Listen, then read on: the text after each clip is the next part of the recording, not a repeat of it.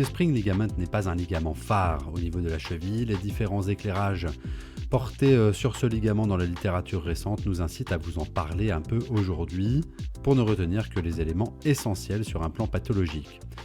Les lésions isolées du ligament sont en fait relativement rares, les lésions traumatiques le sont également, elles s'intègrent le plus souvent dans des traumatismes du Chopard. Plus fréquente est la souffrance du spring ligament dans un contexte de pied plat valgus, souvent associée et ou consécutive à une lésion du tendon tibial postérieur.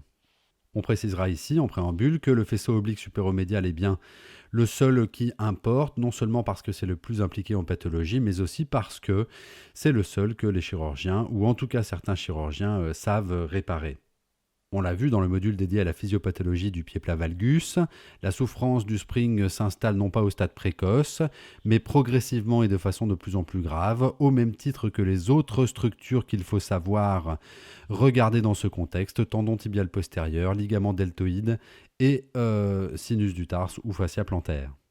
Voici une illustration. De pied plat valgus de grade 3, l'arche interne va s'effondrer du fait de la rupture du tendon tibial postérieur, du ligament deltoïde, c'est très logique, mais également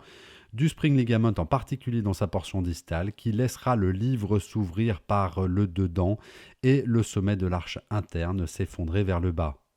Qu'on se le dise, ces lésions distales ne sont pas toujours des ruptures ou des discontinuités en plein corps, elles relèvent aussi d'un étirement, d'une sorte d'étirement en chewing-gum qui portera sur cette distalité avec amincissement, tandis que les fibres plus proximales auront tendance à s'épaissir comme nous allons le voir.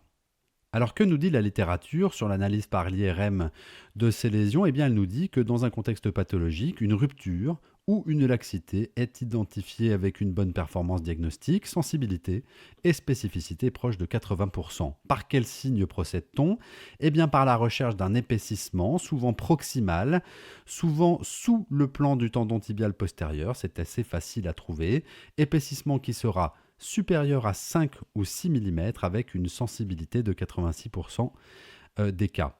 Autre signe qu'on a évoqué précédemment, l'amincissement en entre guillemets chewing-gum de l'extrémité de ce spring ligament au contact de la tête du talus qui pousse dessus et l'étire ainsi, avec un amincissement inférieur à 2 mm retrouvé dans 36% des cas dans la série de Toy. Dans tous les cas, une modification de signal était rencontrée, mais attention à la faible spécificité de ce signal, car on l'a vu à l'état normal, l'extrémité en particulier reste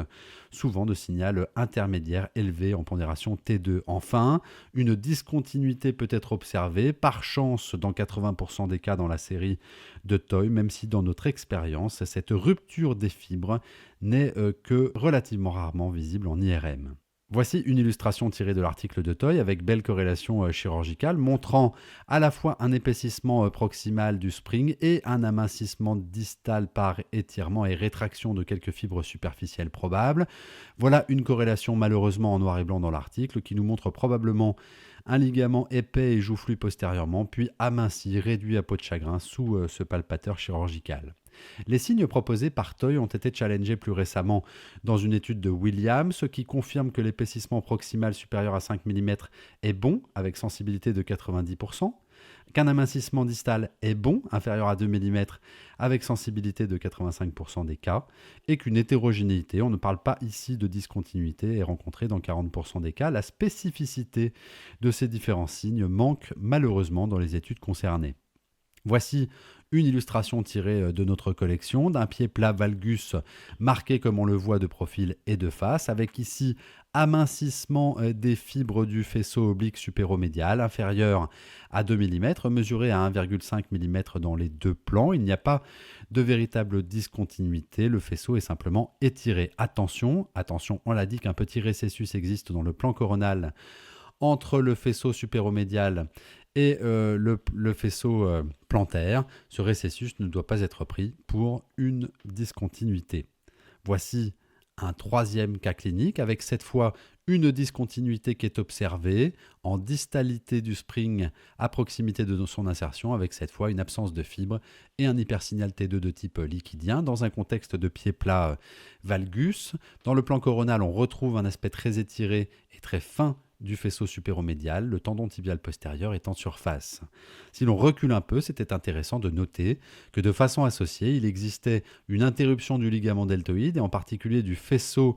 tibio-spring que l'on attendrait de voir depuis la partie antérieure de la malléole sous forme d'une petite bande verticale venant se fixer au spring dans cet alignement tout à fait caractéristique avec en surface le troisième acteur qui est le tendon tibial postérieur et à l'interface cet espace de glissement caractéristique et virtuel ici. Au total, on pourra conclure que si ce spring ligament n'est pas tout à fait fondamental dans la physiopathologie du pied plat valgus, au regard du tendon tibial postérieur, eh bien il convient, parce qu'il existe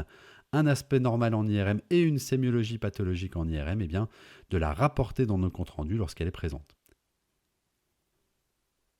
Au total, le premier point fort à retenir est que les lésions du spring ligament s'intègrent dans une majorité des cas dans des contextes chroniques de pied plat valgus.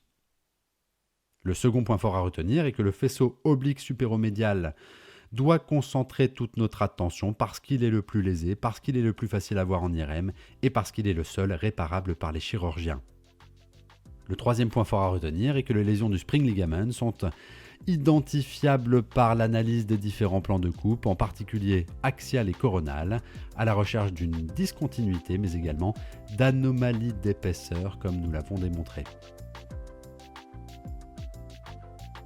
Dans le prochain module, nous poursuivrons notre voyage à travers le pied plat valgus